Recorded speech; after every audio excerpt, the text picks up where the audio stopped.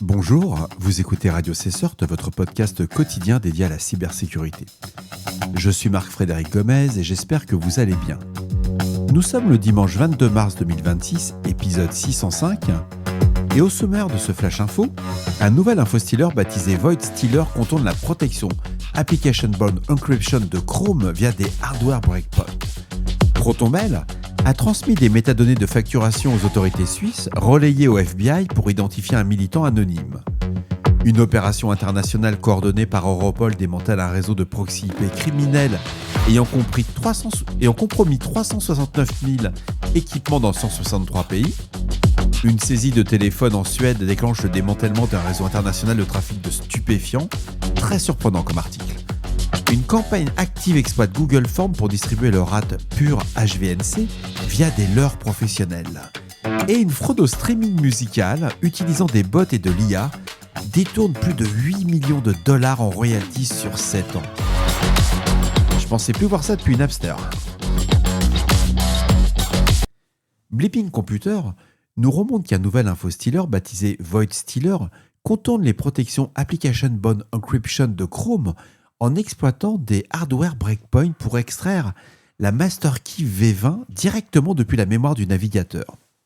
Cette technique cible la fenêtre temporelle durant laquelle la clé apparaît en clair lors des opérations de déchiffrement au démarrage du navigateur, et le malware va lancer un processus Chrome suspendu en mode caché, s'y attache en tant que mode debugger, puis va lire la clé via le read process memory sans aucune élévation de privilège ni injection de code. C'est juste brillant. VoidStealer, distribué en malware as a service sur des forums dark web depuis décembre 2025, est le premier infostealer observé en conditions réelles à utiliser cette approche dérivée du projet open source Elevation Cats. Alors, Elevation Cats, c'est Elevation K-A-T-Z.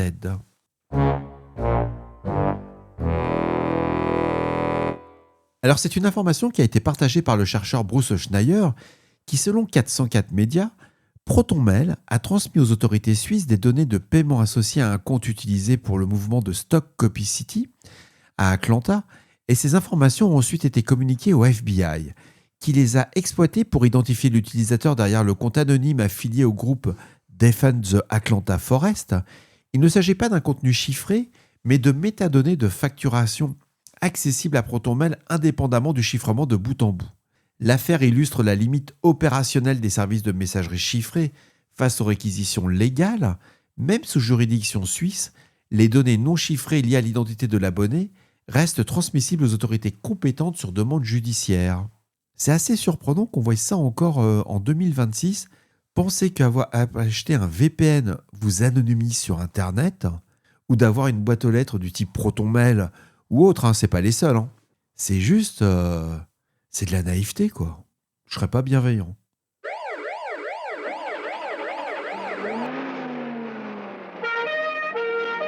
Coordonnée par Europol et Eurojust, une opération internationale menée le 11 mars a démantelé un service de proxy IP utilisé par des cybercriminels dans 102 pays. L'infrastructure repose sur l'infection de routeurs et modems à l'échelle mondiale via un malware transformant les équipements compromis en relais d'anonymisation à l'insu de leurs propriétaires. Le service avait compromis 369 000 équipements dans 163 pays et comptait environ 124 000 clients. L'opération a permis la neutralisation de 24 serveurs répartis dans 7 pays, la saisie de 34 domaines et le gel de 3,5 millions d'euros en crypto-monnaie par les autorités américaines. Les serveurs de distribution de malware étaient localisés en France, en Allemagne, en Hongrie, Pays-Bas, Roumanie et États-Unis. Bravo aux forces de l'ordre. On continue avec Eurojust. L'analyse forensique, c'est pour ça que j'ai retenu l'article, ça m'a fait beaucoup sourire. L'analyse forensique de 2 téléphones saisis par les autorités suédoises dans une petite ville a déclenché le démantèlement d'un réseau criminel international de trafic de stupéfiants et de blanchiment d'argent. Les données extraites des appareils ont révélé une structure en réseau de plusieurs groupes criminels interconnectés via des sociétés écrans actives en Suède, en Espagne et en Thaïlande, et l'opération coordonnée par Europol et Eurojust a permis le 4 mars à aboutir à 15 arrestations, une vingtaine de perquisitions et la saisie de plus de 1,2 tonnes de drogue synthétique en Allemagne. L'analyse de crypto-monnaies a constitué un volet technique central de l'enquête aux côtés de l'exploitation de données téléphoniques et des outils de coopération judiciaire internationale. Alors c'est pas trop de la cyber, mais si c'est de la cyber en fin de compte, parce que ça montre que pour les équipes de réponse à incidents, c'est la nécessité d'avoir des compétences en forensique sur les environnements mobiles en particulier. Vous vous rendez compte, avec 2 téléphones, ils ont démantelé un réseau. Et si vous avez des compromissions sur vos systèmes d'information, via vos téléphones qui sont connectés à vos systèmes d'entreprise, c'est intéressant. Il n'y a pas beaucoup de détails techniques sur l'article de Rojuste, mais ça monte la voie.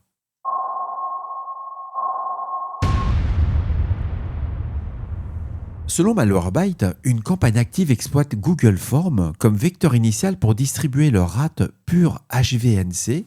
Ce sont des leurres qui se présentent sous des formes de formulaires professionnels imitant des offres d'emploi, briefs de projet ou documents financiers diffusés notamment via LinkedIn.